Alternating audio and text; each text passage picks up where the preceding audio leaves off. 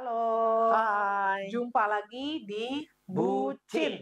Bicara Urusan Cinta bersama Chandra Tua. dan Mona Sugianto.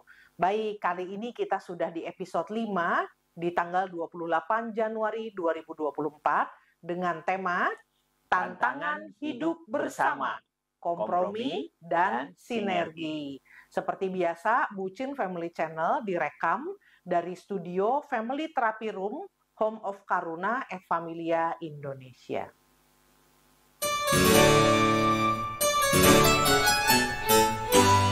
Ya, seperti biasa kita akan mulai. Papi, kenapa alasan kita membahas topik ini di Bucin? Ya, sebetulnya simple, satu kata, biar langgeng, awet gitu ya. Oke. Jadi hidup ketika menikah dengan segala perbedaannya pasti ada naik dan turun.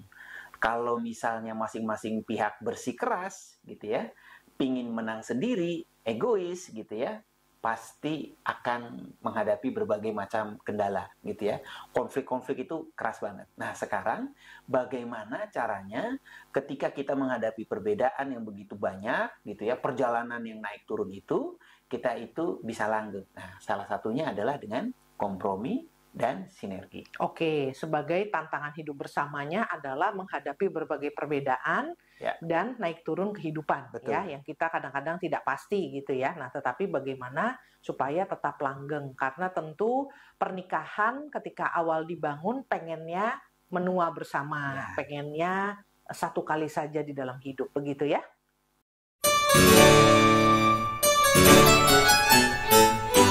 Nah, Mona, boleh kamu jelaskan sedikit ya ke Sobat Bucin tentang fenomena-fenomena tantangan hidup berkeluarga ini apa aja? Oke, ya dalam kehidupan bersama, Sobat Bucin, tentu kita tahu karena tadi kita sudah sempat bahas bahwa perkawinan kan maunya langgeng. Kalau bisa satu kali seumur hidup gitu ya, menua bersama gitu ya, sekali aja selamanya.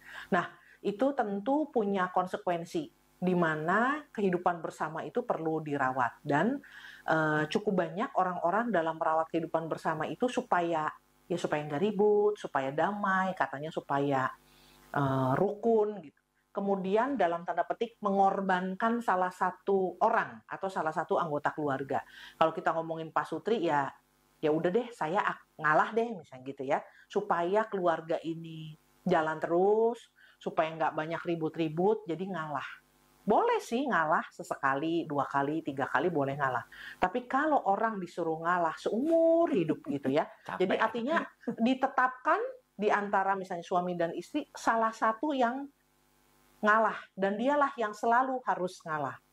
Nah, kalau seperti itu yang terjadi, ya tadi Papi juga bilang capek ya, gitu. Dan tidak adil. Jadi di dalam keluarga karena sifatnya pengennya seumur hidup dan keluarga itu tujuannya adalah selamat kan bersama-sama, nggak pengen nggak selamat. Kalau nggak selamat bersama ngapain berkeluarga ya? Kalau selamat sendiri-sendiri nggak usah berkeluarga. Gitu. Nah, tapi karena tujuannya selamat bersama, jangan mengorbankan satu orang saja, dijadikan kambing hitam, dijadikan tumbal. Nah, sehingga strategi untuk menjalani hidup bersama yang harmonis, ya tadi dengan naik turunnya, tapi dengan tidak mengorbankan satu orang. Ya, dengan tidak mengorbankan orang tertentu, udah dia aja dikorbanin supaya keluarga kita oke. Itu nggak boleh.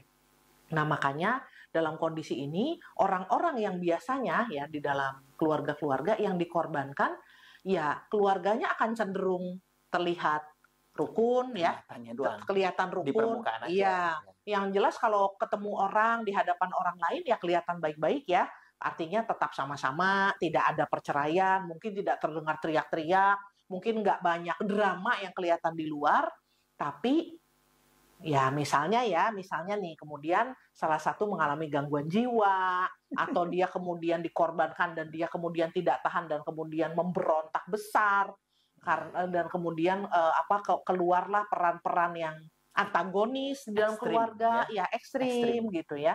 Nah, itu karena tidak ada yang kuat kalau dikorbankan salah satunya. Nah, jadi dengan kondisi ini memang jadi semakin penting ada sebuah resolusi untuk hidup bersama itu seperti apa gitu ya. sehingga keluarga itu bisa berjalan dengan baik, bukan pura-pura baik, maksudnya gitu. Nah, jadi makanya kemudian kami menawarkan ada yang disebut kompromi ataupun sinergi. Ya. Karena dengan kompromi dan sinergi itu kita tidak mengorbankan siapapun.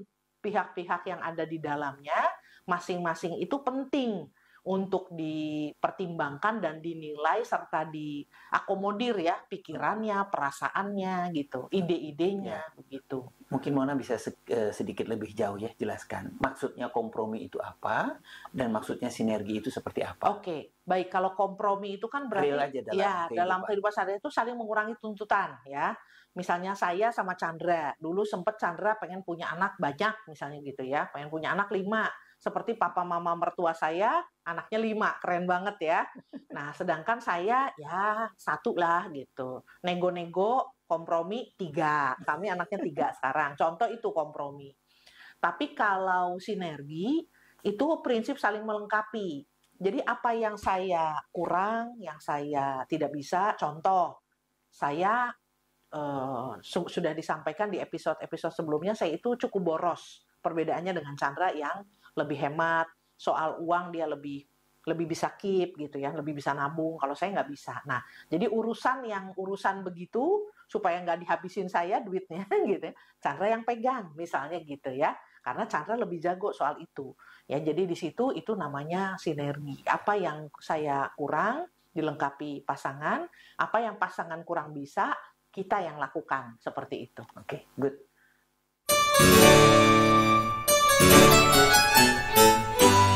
Oke, Papi, seperti biasa sekarang kita masuk nih ke cerita tentang kita berdua. Oke, jadi kalau menurut Papi dalam hidup perkawinan kita, tantangan hidup bersama yang cukup asik nih untuk diceritakan gitu ya kepada Sobat Bucin apa? Yang pasti itu misalnya kita mau liburan gitu ya. Liburan kita tuh pasti pilih gitu ya. Nah, kita seringkali itu serunya di situ ya.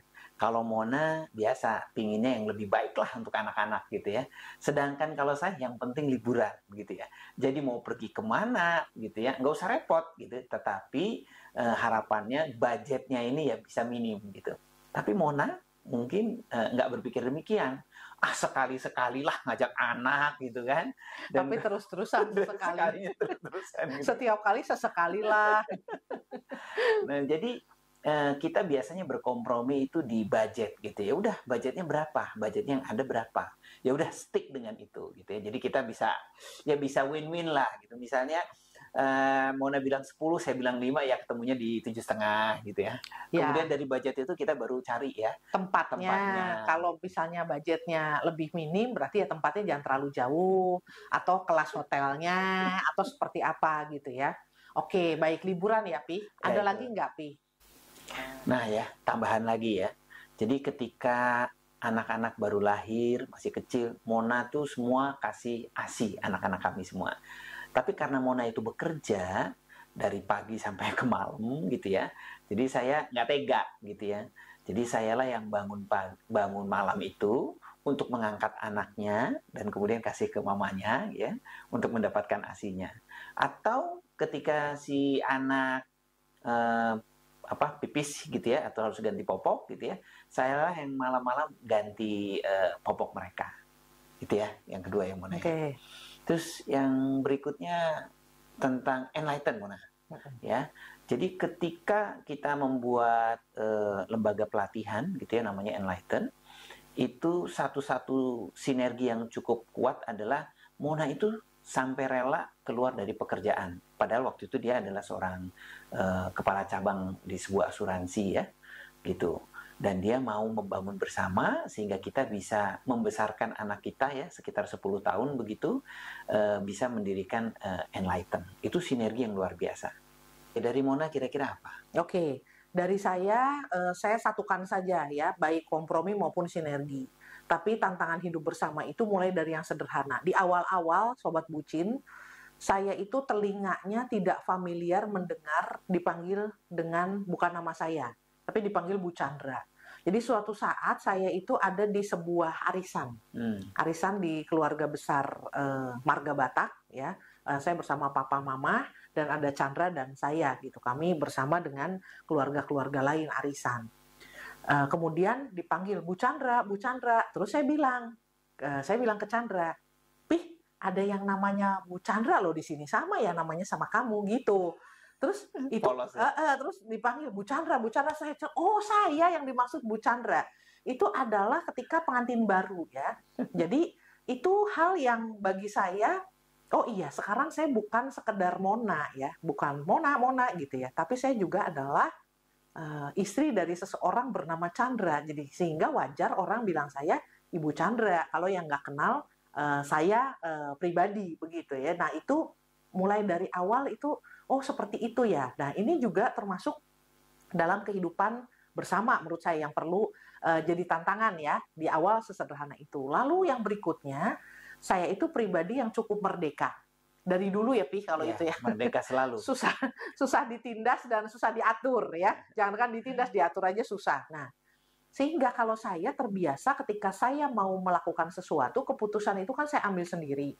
Nah, tetapi ketika sudah menikah, itu kan dalam tanda petik ya sewajarnya lah kalau minta izin gitu ya. Seperti misalnya saya terpikir ada bencana di Aceh waktu itu ya.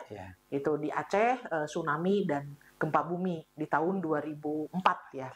Nah itu saya pengen pergi tuh, pengen berangkat. Nah ketika pengen berangkat itu ya saya putuskan aja saya mau berangkat gitu. Walaupun akhirnya ternyata tidak bisa karena urusan pekerjaan ada yang menghambat. Tapi saya kayak semacam belum aware bahwa saya tuh punya suami, perlu minta izin gitu ya. Minta izin ke suami, nantinya gimana gitu, keselamatan saya gimana, pasti kan dia kepikiran. Nah yang seperti itu saya butuh proses di dalam diri saya dan juga pasti Chandra ketika menerima saya yang sangat sangat bebas. Ya sangat bebas merdeka, ini merdeka. Ya sangat merdeka ini menjadi akhirnya bisa oh iya ya aku minta izin, bukan hanya sekedar ngasih tahu gue berangkat ya pergi ke Aceh ya gitu ya, nggak bisa lah gitu ya, tetap ada permission lah gitu. Nah itu yang simple. Lalu tadi Chandra sudah sampaikan ketika mendirikan Enlighten, lalu ketika saya kuliah. Jadi saya kuliah S2 dan S3 itu beasiswa suami, Sobat Bucin. Jadi kalau orang misalnya dapat beasiswa gitu ya dari mana, kalau saya dapat beasiswa dari suami ya. Dengan mungkin Sobat Bucin perlu menjadi catatan bahwa biaya dan waktu saya kuliah S2 dan S3, waktu yang digunakan itu bukan dalam kondisi yang sangat bebas, merdeka, tak terbatas ya gitu. Maksudnya ketika saya kuliah S2, saya sudah punya anak, tentu tidak akan bisa saya kuliah S2 dengan baik bahkan 2 kali loh. Iya, ketika S2 profesi psikologi itu saya ketika hari pertama matrikulasi saya mengetahui diri saya hamil, anak kedua gitu ya. Wah, jadi sepanjang kuliah S2 saya dalam kondisi hamil dan melahirkan di tengah-tengah kuliah. Jadi melahirkan di tengah perkuliahan. Saya hanya izin 7 hari. Ya untuk izin kuliah 7 hari. Setelah itu saya masuk kembali melanjutkan. Dan sebelum kuliah berakhir saya hamil lagi anak ketiga. Ya, jadi saya sudah punya anak 1 ketika kuliah S2.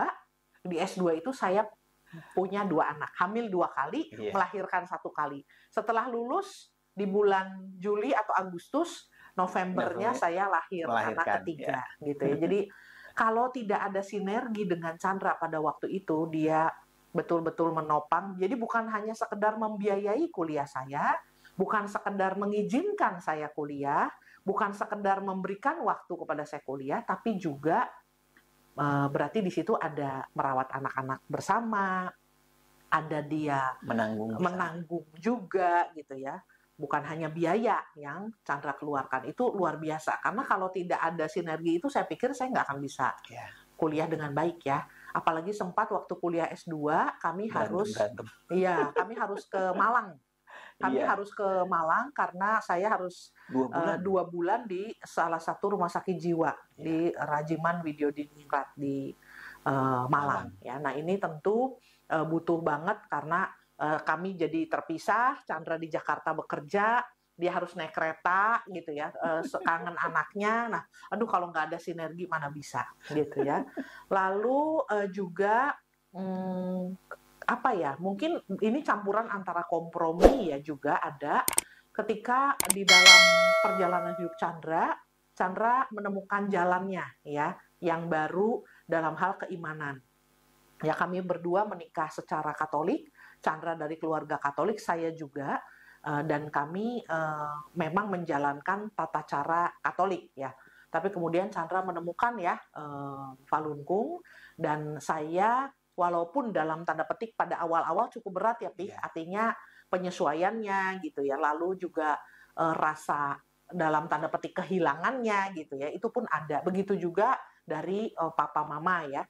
Dan ini kemudian bisa berjalan dengan sangat baik, di mana ketika Chandra perlu bepergian, ketika aktivitas Chandra, saya juga sering menemani ya. Saya sering menemani, saya juga sangat welcome, dan saya senang kalau teman-teman Chandra juga ke rumah kami gitu ya, kami berinteraksi dengan sangat baik, tetapi saya sendiri memilih untuk tetap di Katolik sesuai dengan yang saya nyaman ya, dan memang yang saya pilih. Dan itu rupanya kami cukup khawatir bagi anak-anak akan menimbulkan kebingungan ya Pi. Tapi ternyata anak-anak bisa menerima itu sebagai sesuatu yang unik, alamiah, unik dan alamiah. Tapi ya memang unik. Mereka mengatakan keluarga mereka unik dibandingkan keluarga yang lain. Malah bilang spesial. Iya, diistilahkan sama mereka kemarin di retret perkawinan kami yang ke-20, anak-anak bilang keluarga kita itu keluarga yang spesial katanya gitu ya. Spesialnya apa? Ya beda banget ya. Bagaimana kami memandang perbedaan sampai ke misalnya keyakinan dan lain-lain gitu. Nah, itu mungkin yang menjadi beberapa sharing ya tentang pengalaman.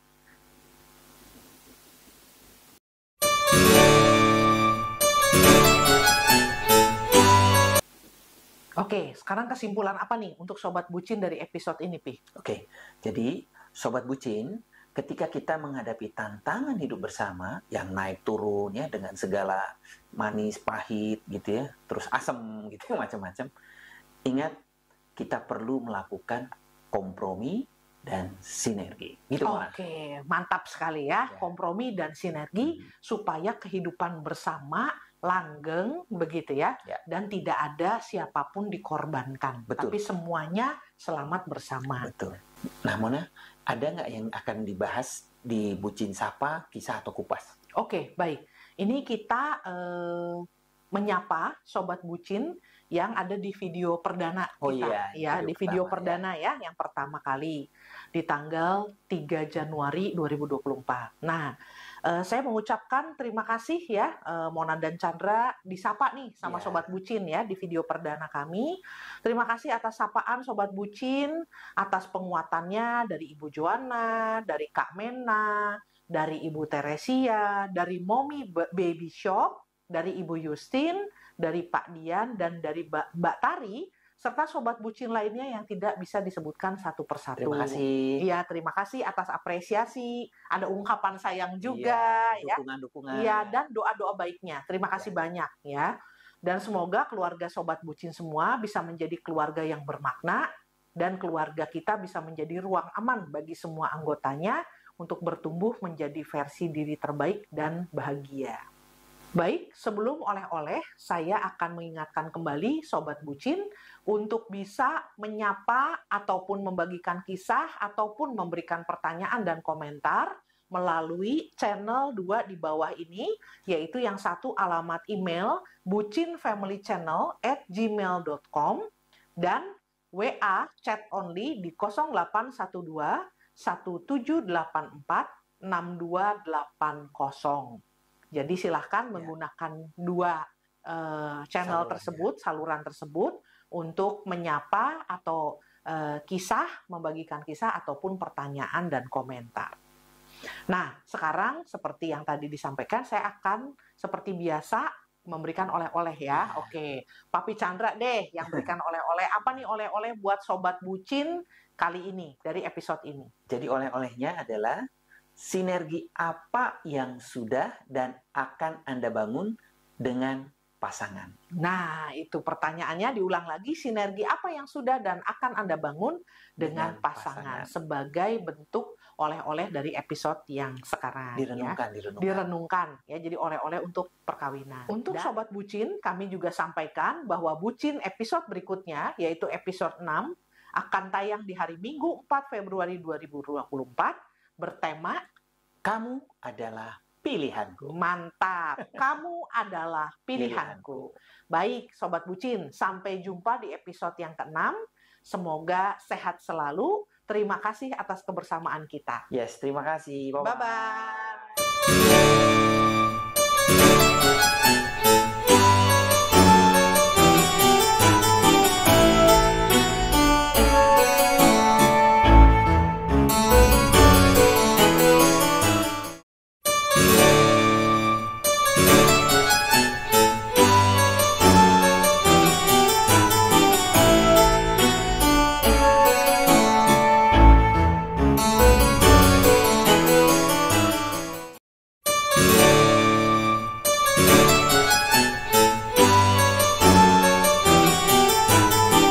Baik. Gantian kamu nanya. Nah, kalau dari Mona kira-kira Ya tunggu, dimatiin aja. Nggak usah, langsung aja. Oh, nanti kan di-cut ya? Oke. Ya Papi yang cut ya, nggak susah tuh. Oke. Oke, dari Tapi by the way, aku ASI bukan di awal-awal loh. Aku lama loh ASI. Iya. Tapi maksudnya ngasih susunya formula. Oh iya. Tapi kan malam mereka ASI juga. Iya, tapi kan gue yang bangunin, gue yang angkat. Oh iya. Nah ngomong dong, jelasinnya gitu. Jangan kesannya gue nggak kasih ASI. Udah, ulang. Bukan. Jangan. Ya udah. Diterusin aja. Terusin. Oh, ya udah. Oke ya, saudara bucin. Saudara bucin. Oke, ulang. Bukan hapus, matiin dulu.